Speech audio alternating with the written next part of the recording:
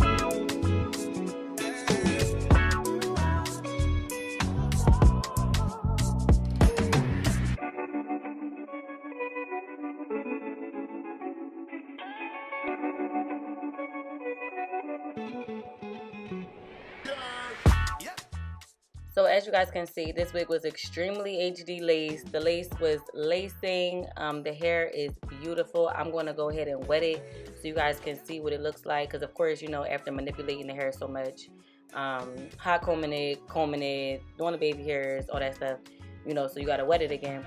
So here it is. Very nice, very cute. I would definitely recommend this company. The hair was nice and full. For it to be 28 inches, you know, sometimes when you get the longer lengths, the hair is a little thin. Nope, not with this company. It was very thick, and I would definitely do a collab review with them again. So definitely make sure you guys go check them out. Follow me on TikTok. I'm going to be posting this on my TikTok as well. So make sure you guys go follow me on TikTok at Preston and his mom. I'm going to leave that in the description box as well. And that's about it for this video, you guys. I'm going to let it play so you guys can see how pretty this hair is. But until next time, be blessed.